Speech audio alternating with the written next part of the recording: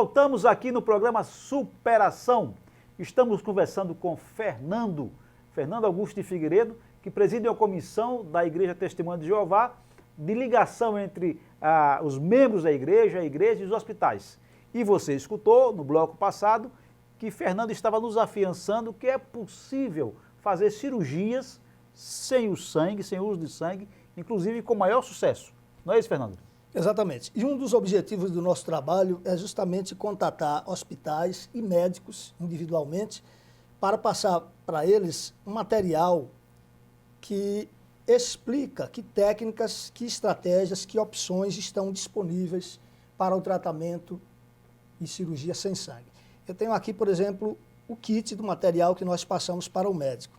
Esse kit é constituído de um DVD que ganhou o primeiro lugar, concorrendo com mais de 1.500 vídeos na categoria Atualidades, onde renomados especialistas de diversas áreas, anestesiologia, cirurgia cardíaca, neurocirurgia, informam sobre a sua experiência pessoal. Um detalhe, esses médicos não são testemunhas de Jeová, são profissionais de renome que aceitaram o desafio de tratar pacientes e desenvolveram técnicas nesse sentido. Então, eles compartilham essas técnicas no vídeo. No início do nosso trabalho, nós costumávamos trazer artigos para os médicos, artigos específicos de cada especialidade. Hoje em dia, nós trabalhamos com essas 4 coletâneas, que é uma compilação baseado em cerca de mais de 500 artigos médicos publicados em revistas conceituadas, conhecidas dos profissionais, onde nós agrupamos em 4 grandes áreas. Pacientes com anemia, que precisam ser operados, como controlar a hemorragia, como restabelecer, não é, os níveis hematológicos nesse paciente, pacientes de UTI, pacientes com hemorragias gastrointestinais e na área de ginecologia e obstetrícia. Nós poderíamos dizer o seguinte, que os pilares para a realização de um tratamento sem sangue, num caso eletivo, envolve basicamente três coisas. A chamada elevação da massa eritrocitária, por exemplo, existe um fármaco chamado eritropoetina, que é um hormônio sintetizado, que estimula, acelera a produção de hemácias. Então, um paciente anêmico que vai ser submetido a uma cirurgia e há uma previsão de uma determinada perda de sangue que não tornaria viável aquela cirurgia, ele pode ser estimulado a produzir o seu próprio sangue, a acelerar através da eritropoetina, e ele pode ser submetido a uma cirurgia com muito mais segurança. Então, esse é o primeiro pilar, a elevação da massa eritrocitária. A segunda é a adoção de técnicas de conservação de sangue. Existe um aparelho chamado recuperador intraoperatório de célula, que faz com que o sangue que de outra forma seria perdido seja reaproveitado. Esse sangue é retirado do campo cirúrgico, lavado, filtrado e reinfundido no paciente. Existem técnicas anestésicas, como por exemplo a hemodiluição, onde o sangue do paciente ele é, como já diz o nome, diluído e a perda quantitativa é a mesma, mas a perda qualitativa é diferente, é menor. Mas, Fernando, por exemplo, só um parênteses, a questão do aparelho, por exemplo, que filtra e limpa o sangue, não é um aparelho caro para estar, por exemplo, no hospital público? Esse aparelho pode-se dizer que já foi caro. Hoje em dia, a Agência Nacional de Saúde Suplementar já incluiu o uso desse aparelho como um dos equipamentos que os planos devem pagar. Nós já tivemos, no ano passado, 4 cirurgias aqui no estado de Sergipe, das quais 3 foram feitas com o uso desse aparelho, financiadas por planos de saúde. E a primeira cirurgia no hospital público, no Hospital de Urgência de Sergipe, nós tivemos a primeira cirurgia realizada com o uso desse aparelho. O hospital comprou o aparelho? Não. Nós envidamos esforços como comissão para viabilizar o uso do aparelho. Entramos em contato com a direção do USE, que nos foi favorável. O médico, o doutor Hildebrando, junto com a sua equipe, aceitou fazer a cirurgia e foi um sucesso. Que maravilha, parabéns ao doutor Hildebrando e sua equipe por esse desafio. Então, a comissão que viabilizou o uso do aparelho, levou para o hospital o aparelho, foi isso? Exatamente, levamos sem custo, inclusive, não houve custo nenhum para o SUS, nem para o paciente. Então, foi também uma experiência muito gratificante para nós. O nosso objetivo, portanto, é mostrar para os profissionais que é viável fazer o tratamento sem o uso da hemoterapia. Evidentemente, existem situações desafiadoras. E um dos trabalhos também da Comissão de Ligação com Hospitais é mediar situações nas quais aparentemente está havendo um conflito. Na verdade, o interesse é o mesmo.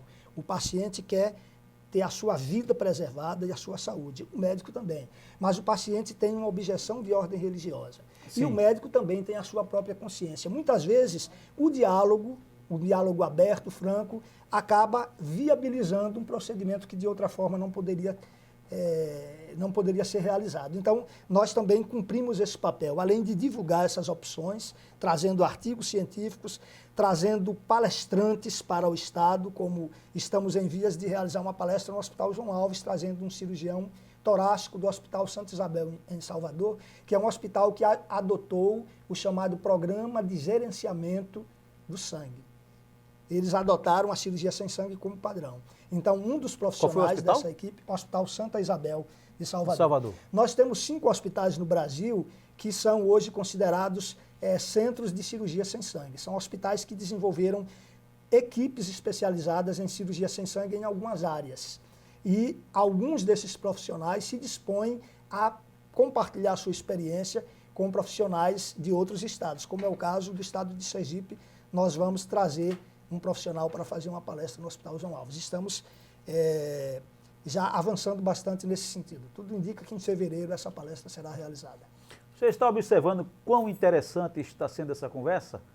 A princípio, nós pensávamos que uma cirurgia ou qualquer outro tratamento feito com sangue era a melhor forma, do ponto de vista médico, de se tratar o paciente.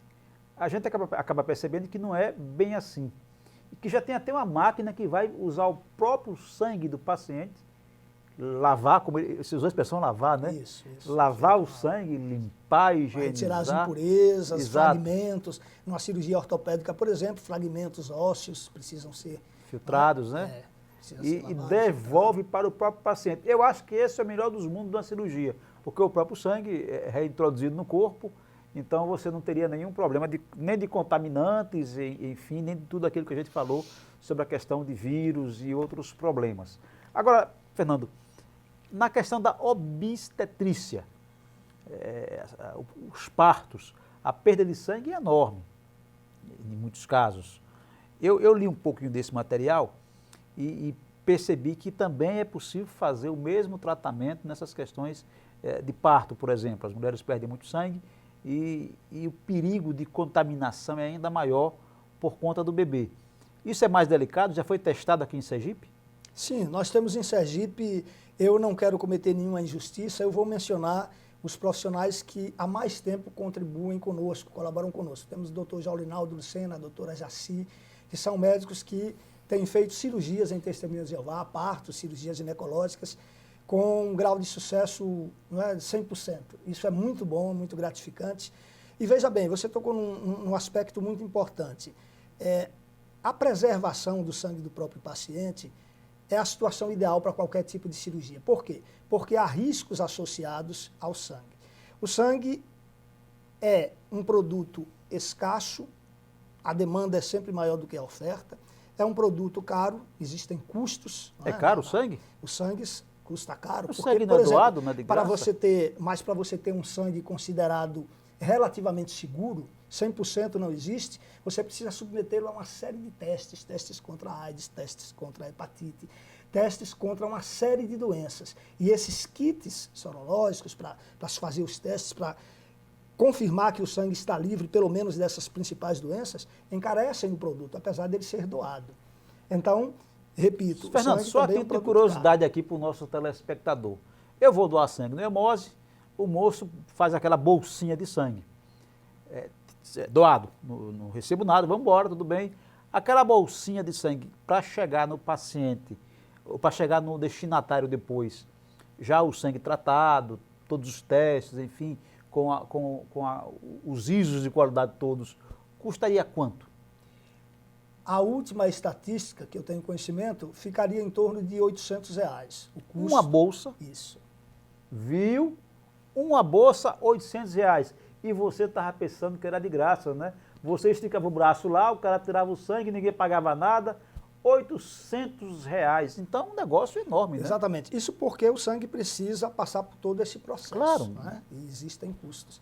Mas uma outra coisa interessante que eu acho que vale a pena ser mencionada é que se você preserva o sangue do próprio paciente, tanto você vai poder usar melhor o estoque e usar o sangue, porque nós queremos abrir um parênteses para dizer o seguinte, não estamos aqui falando contra, nós não somos contra as pessoas que doam sangue, claro, as campanhas, isso é uma questão de decisão pessoal. Mas a própria ciência está começando a reconhecer que o melhor sangue é o sangue do indivíduo. Então, se você adota técnicas para preservar esse sangue, é o melhor caminho a seguir.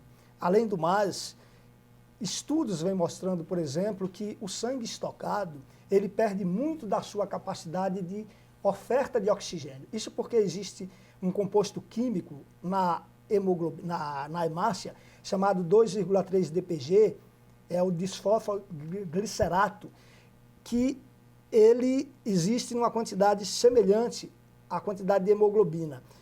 Qual é a função principal dessa substância? É fazer com que a hemoglobina não tenha tanta afinidade pelo oxigênio. A hemoglobina é uma molécula que tem afinidade com o oxigênio. Então, para liberar esse oxigênio nos tecidos, é preciso a intermediação dessa substância. O sangue estocado tem quantidades reduzidas dessa substância, a liberação do oxigênio nos tecidos se torna difícil. Não é um sangue de qualidade, né? Exatamente. Sangue estocado não é um sangue de qualidade. A pessoa, por exemplo, que não é testemunha de Jeová, mas está nos escutando agora, e já percebeu que o melhor procedimento é ou o seu próprio sangue, ou alternativas para outros fluidos que a pessoa possa utilizar. Ela pode buscar, por exemplo, a Coli para se informar melhor, de repente ela, apesar de não ser testemunha de Jeová, ela acha que o melhor procedimento é este. Ela tem como se instruir melhor e de repente passar por uma cirurgia sem uso de sangue? O trabalho da Coli basicamente lida com profissionais da área de medicina. Esses profissionais, sendo devidamente informados das opções, vão utilizar essas técnicas para qualquer paciente. Isso é muito bom, né? Essa técnica pode ser utilizada para qualquer paciente. Como no caso dos hospitais que eu mencionei há pouco, eles adotaram a cirurgia sem sangue como a cirurgia padrão. Evidentemente, se um paciente não é testemunha de Jeová e surge uma situação extrema, eles usariam sangue nesse paciente. Sim, entendi. Eu estou conversando com o Fernando Augusto de Figueiredo, presidente da Coli, e nos deu uma aula aqui sobre o bom uso do sangue. Fernando, se alguém quiser mais informações, tem algum telefone, e-mail que possa buscar com você? Sim. O meu telefone pessoal, eu posso disponibilizar. Por favor. 991350678.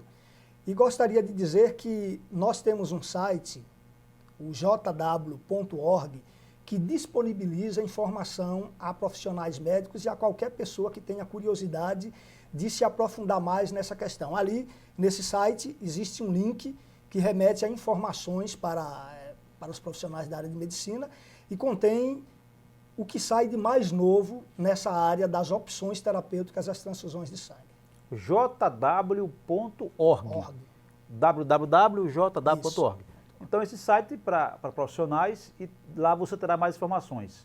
E você que tem interesse, por exemplo, em se aprofundar no assunto e não é da área médica, Fernando já disponibilizou o seu telefone pessoal. Por favor, 991350678. 991350678 para maiores informações sobre essa questão do uso, eu vou falar uso inteligente do sangue.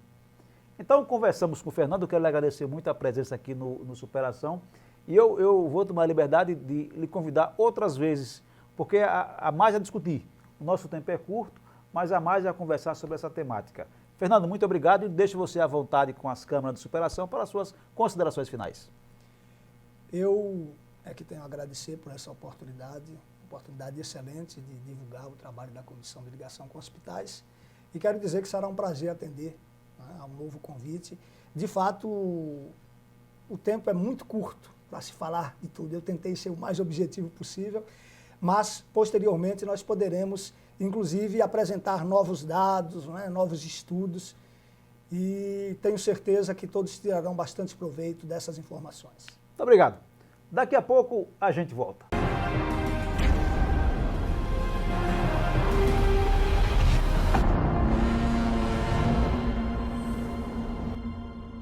Sergipe já conta com o melhor catálogo online de profissionais prestadores de serviços para eventos. O site Sergipe Eventos, apresentando um variado menu de profissionais altamente gabaritados a servi-lo na execução de seu evento. Oferecendo serviços de buffet, cabeleireiros e maquiadores, aluguel de roupas, ternos e fantasias, segurança em eventos, cerimonialista e mestre de cerimônia, convites, fotos e filmagens, palco e som, DJs e bandas, e espaços para eventos e outros. Cada link devidamente subdividido em seções que facilitam a sua busca. Acesse www.sergipeeventos.com.br, o catálogo online de profissionais prestadores de serviços para eventos.